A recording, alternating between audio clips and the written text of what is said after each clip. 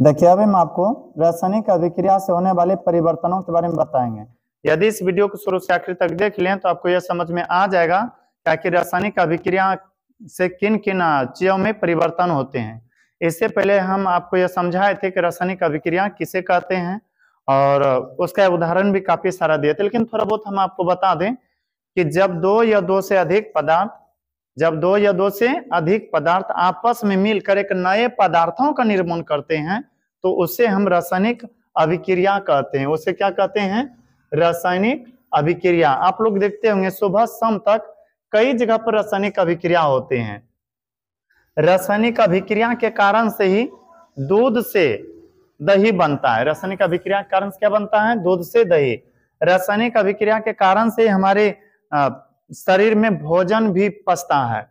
और इतना ही नहीं बल्कि रासायनिक अभिक्रिया के कारण से आप लोग देखे होंगे लोहे पर जंग लग जाता है। क्या लग जाता है? जंग। तो हालांकि यह सब हम पहले बताए थे, अभी हम आपको समझाएंगे कि आखिर रासायनिक अभिक्रिया से किन किन चीजों में परिवर्तन होता है। रासायनिक अभिक्रिया के बारे में हम चर्चा करें तो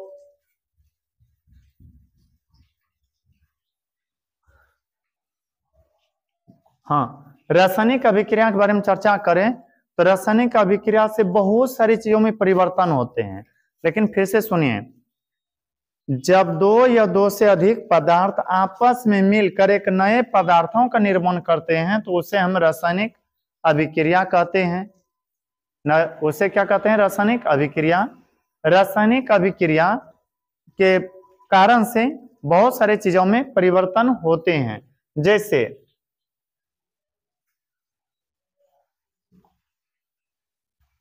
रंग में परिवर्तन। जब रासायनिक अभिक्रिया होता है तो रासायनिक अभिक्रिया कारण से रंग में परिवर्तन हो जाता है। आप कहिएगा कैसे? तो आप देखिएगा जब सब्जी को बना रहे होंगे ना तो प्रारंभिक सब्जी जिसको हम काट रहे हैं या आप जिसको काट रहे हैं उसका कलर कुछ और होता है, लेकिन जब रासायनिक अभिक्रिया होगा तो थोड़ा थोड़ा उसके रंग में परिवर्तन हो जाएगा। या फिर आप लोग देखे होंगे जब दूध को आप देखिएगा तो ऐसा लगेगा कि दूध व्हाइट है, लेकिन क्या आपको पता है दूध से दही जैसे बनेगा तो दही में हल्का पीलापन अंश आ जाता है। कौन सा अंश आ जाता है? पीलापन। हम लोग देखिए भोजन ही जो खाते हैं रंग बिरंग का खाते हैं, लेकिन निष्कर्ष में क्या देखने को मिलता है ना कि अंत में वह जो पचा भोजन निकलता है कैसा होता है? संभवतः पीला होता है। तो हम यह कह सकते हैं कि रासायनिक अभिक्रिया के कारण से रंग में परिवर्तन होता है। किसमें परिवर्तन होता है? रंग में परिवर्तन होता है। अब आगे चलते हैं। आगे देखिए,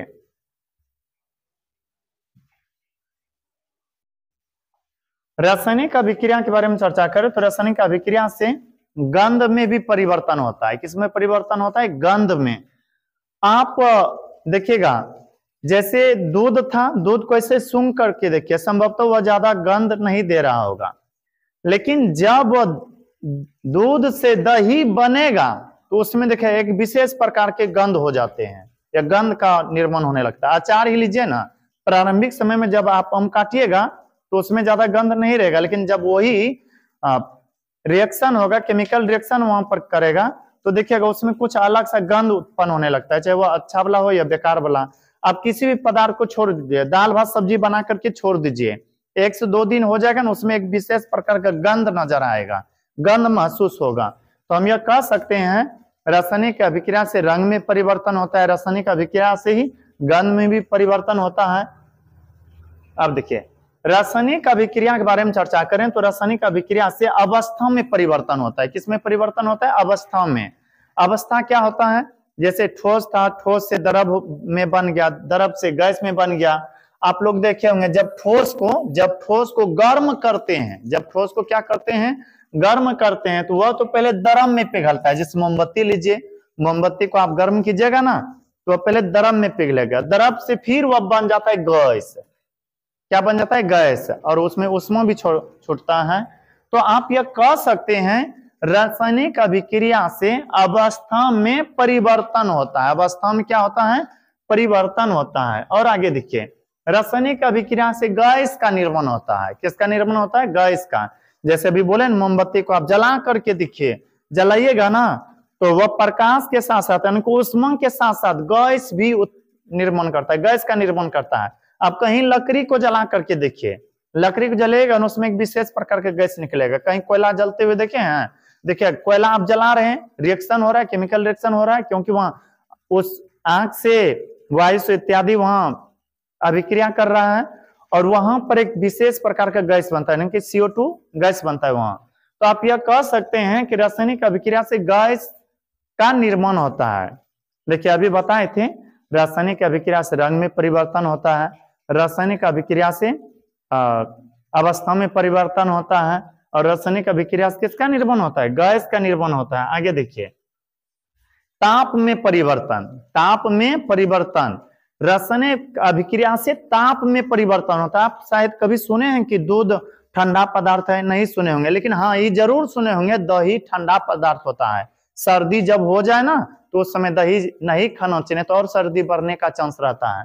तो हम यह कह सकते हैं कि दूध से जो दही बना वहां ताप में कमी आया, ताप में कमी आया। कहीं कहीं ताप कम जाता है और कहीं कहीं ताप बढ़ जाता है। आप हल्का गर्म पानी में चूना पत्थर को डालिए, चूना होता है ना वह जो पोतने वाला दीवार सब होता है, उसको जैसे डालिएगा ना खदकना शुरू हो जाएगा, यानी कि हीट हो जाएगा, पानी गर्म हो जाएगा। हम यह कह सकते हैं वहां पर उष्मा का निर्माण हुआ। तो कुल मिलाकर आपको यह बात याद रखना है कि रासायनिक अभिक्रिया से ताप में परिवर्तन होता है। ताप में क्या होता है? परिवर्तन। रंग में भी परिवर्तन होता है रासायनिक अभिक्रिया से। उसके बाद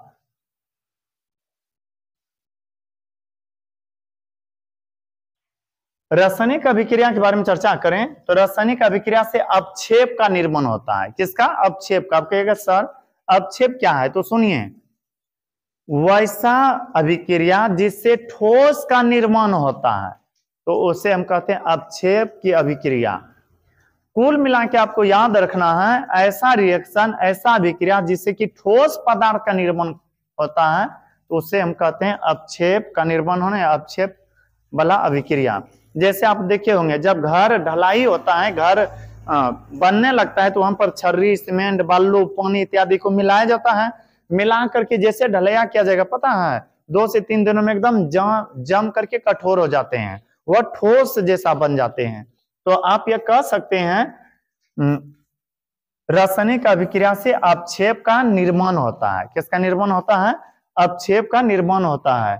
हमें उम्मीद है कि यह बातें आपको समझ में आ गया होगा। कैसे समझिए, रासायनिक अभिक्रिया के बारे में चर्चा करें तो रासायनिक अभिक्रिया से गंध का निर्माण होता है, रासायनिक अभिक्रिया से अवस्था में परिवर्तन होता है, रासायनिक अभिक्रिया से गैस का निर्माण होता है, रासायनिक अभिक्रिया से ताप में परिवर्तन होता है, रासायनिक अभिक्रिया से रंग में परिवर्तन होता है,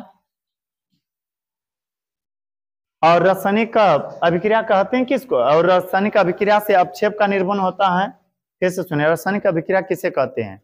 जब 2 या 2 से अधिक पदार्थ आपस में मिलकर एक नए पदार्थ का निर्माण करता है तो उसे हम कहते हैं रासायनिक अभिक्रिया। और रासायनिक अभिक्रिया के कारण से जो परिवर्तन होता है उसे हम कहते हैं रासायनिक अभिक्रिया से होने वाला परिवर्तन। आई होप यह वीडियो आपको समझ में आया होगा।